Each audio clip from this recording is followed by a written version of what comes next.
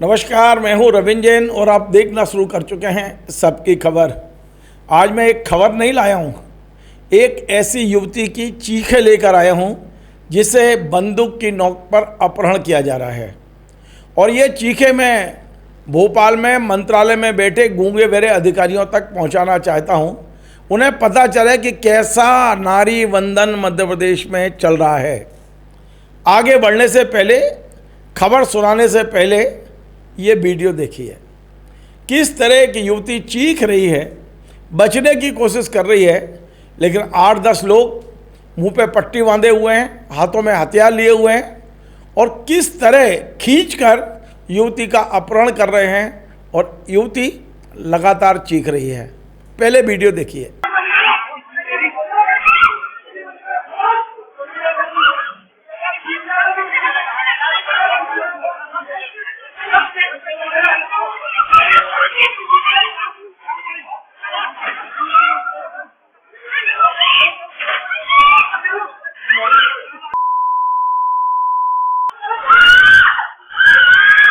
मैंने ये वीडियो आपको एक झलक दिखाया है। अब मैं बताता हूँ ये कहाँ की है और कब की घटना है। कल शाम को ये शिवपुरी जिले के कोतवाली थाना अंतर्गत कोई फतेहपुर स्थान है, वहाँ की घटना है। और ये जो व्यक्ति है जो अपहरण करने आया है, इसका नाम पुष्पेंद्र चौहान है। ये करेरा का रहने वाला है, शायद इंदौर में रहता है। और ये अपने 8-10 लोगों को लेकर, सभी हथियारबंद, मुँह पे पट्टी बांधे हुए, और अपनी तथाकथित प्रेमिका को अब उसकी बच्ची सहित अपहरण करने पहुंचा था। और ये बाकायदा बंदूक की नोक पर मारपीट करके इन लोगों को ले जा रहा है। अब मैं सीसीटीवी फुटेज से मुझे जो पूरा वीडियो मिला है, पहले वो दिखाता हूं आपको।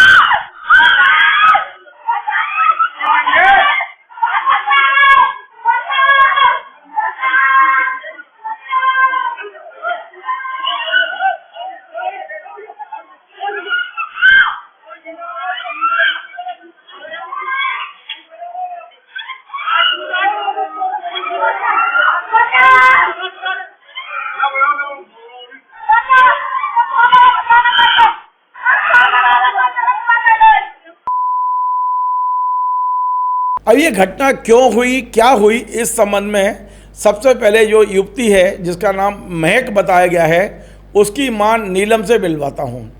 नीलम का कहना है कि ये जो पुष्पेंद्र चौहान है, ये बेला फुसला के पहले भी कई बार ले जा चुका है, लेकिन इसके साथ में जासूसी करता है।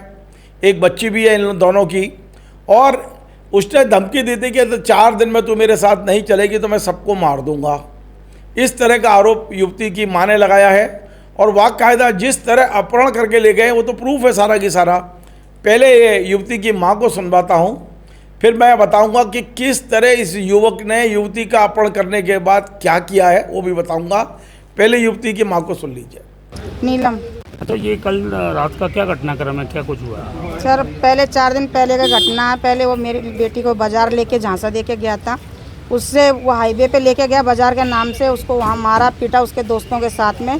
फिर पुलिस वालों को हमने रिपोर्ट की तो चौकी में लाए। यहाँ पे हमारी कोई रिपोर्ट लिखी नहीं है, लेकिन उन्होंने बुलाया कि मेरी बेटी को दे जाओ। बेटी ने कहा कि मैं उसके साथ नहीं जाना चाहती।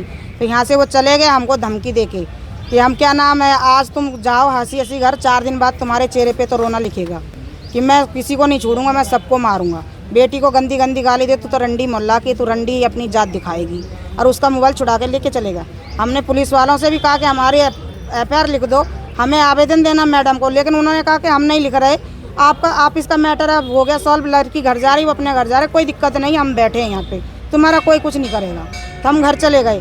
कल आया वो हमारे गेट पे हम खड़े ही थे, मेरा पति एक अचानक आए 8-10 आदमियों को लेके, कट्टा उसके पास बंदूकें लकड़ियाँ सब थी उसके पास, जो उन्होंने मारपीट की हमारे साथ में, मुझे मारा, मेरे आदमी को मारा, बेटी को मार के ऐसा घसीट के लेके जैसे जानवरों को लेके जाता है, जानवरों में भी रहम आता है। उसके कपड़े खुल गए, वो चिल्ला रही है बुरी तरीके से। जो उसके साथ में आए थे उन्होंने लाते घूसे मारी, ऑपरेशन का पेट है उसका। तो आपने सुना, ये नीलम है, युवती की माँ है। अब मैं आपको बताता हूँ कि पुष्पेंद्र महक और उसकी बच्ची को ले गए, फिर कार में बैठ के वीडियो बनाया गया है, जिसमें ये चौहान, पुष्पेंद्र चौहान कह रहे हैं कि ये मेरी पत्नी है, इससे मेरे बच्चे हैं, हमें जबरन फंसाया जा रहा है, इसने संदेश दिया था मुझे, इसलिए मैं गया था। क्या आप कल्पना कर सकते हो, जो चीखें मैंने सुनवाई हैं, जो वीडियो मैंने दिखाए हैं, वो युवती खुद मैसेज करके बुलाई थी इसको। आप देखिए, पहले चौहान को सुनवाता हूँ। ये है मुख्य आरोपी और कह रहा है कि मैं तो निर्दोष हूँ, मुझे तो युवती ने बुलाया था। सुनिए जरा। चौहान अपनी पत्नी महक और अपनी बच्ची आरोही चौहान के साथ साकुशल हूँ। इसने मुझे मैसेज किया था, तब मैं इसको लेने गया। इसके अलावा इसके घर वाले हर 6 महीने में एक नई चीज करते रहते हैं। आज वो जैसे मुझ पे केस लगवा रहे हैं झूठा। इसने मुझे मैसेज करके बुलाया था, ये सामने बैठी है, इसने भी बोल दिया, अभी वीडियो बना दी। उसके बाद पुलिस परेशान कर रही है। अगर मेरे घर वालों को, फैमिली वालों को पुलिस परेशान करती है, इसको इंदौर से उठा ला 1-2 बार बिना किसी उसके कि क्या है क्या नहीं है, उनसे पैसे लेके, वो रेड लाइट एरिया से हैं, बार बार परेशान करते रहते हैं। उसकी बहन का सबको ही वो पता है, भाई पता नहीं क्या करते हैं, सबको सारी चीज़ें पता है। मैंने कल एसपी ऑफिस में आवेदन दिया, मैंने थाने में आवेदन दिया, मैं भटकता रहा, मेरी कोई सुनवाई नहीं हुई। तब उसके बाद उसने फ़ोन लगा के मुझसे बोला कि पुलिस नहीं सुनेगी, तुम मुझे ले जाओ, ये लोग बहुत परेशान कर रहे हैं। मोबाइल उसके पास था नहीं। महक, हम अपनी बच्ची के साथ, अगर हमारे साथ कुछ भी होता है तो हम तीनों आत्महत्या कर रहे हैं। अब बड़ी मज़ेदार बात यह है कि जिस युवती का अपहरण हुआ है वो इस समय पूरी तरह दबाव में है पुष्पेंद्र चौहान के। और जैसा पुष्पेंद्र चौहान कह रहे हैं, क्योंकि चारों तरफ लड़के हैं, गुंडे हैं, बदमाश हैं, इस समय तो उसके चुंगल में जो चाहो कहलवा लो। उसने इस युवती का एक बयान सोशल मीडिया पे वायरल कराया है और कहा है कि मैं तो स्वेच्छा से आई थी, मैंने ही मैसेज करके बुलाया था। देखिए, मैं अपनी मर्जी से आई हूँ, मैंने खुद मैसेज करा था, अपने पति को बुलाया था, मुझे और मेरी लड़की को ले जाए, और मेरे घर वाले मुझे आने नहीं दे रहे थे। और कल आवेदन दिलवा दिया था पुलिस स्टेशन में पहले ही। मैं अपनी मर्जी से आई हूँ, इस पर कोई भी आरोप लगाए वो सब गलत है। अब मैं आपको सिपरी पुलिस की भी सुनवा दूँ। सिपरी पुलिस का कहना है कि हमने तो अपहरण का केस दर्ज कर लिया है और हम ना युवती की मानने वाले हैं ना युवक की। जो घटना हुई है उस घटना के आधार पर एफआईआर की गई है और हम इन दोनों को गिरफ्तार करके और फिर पूछताछ करके पूरी जांच करेंगे। सुनिए जरा। कल फरियादिया नीलम गुहारिया निवासी शिवरी पब्लिक स्कूल के सामने ने कोतवाली की रिपोर्ट लिखाई कि उनकी बेटी महक गुहारिया, जो पुष्पेंद्र चौहान निवासी करेरा के साथ लिव इन रिलेशनशिप में इंदौर में रह रही थी, जिससे उनकी एक छोटी 3 माह की बच्ची भी है, साथ में रहते थे। कुछ समय पूर्व उनकी बच्ची महक गुहारिया वापस घर आ गई थी और उसने कहा कि अब मैं पुष्पेंद्र चौहान के साथ नहीं रहूँगी क्योंकि मुझे वो परेशान करता है। तो बच्ची अभी अपनी माँ के पास रह रही थी।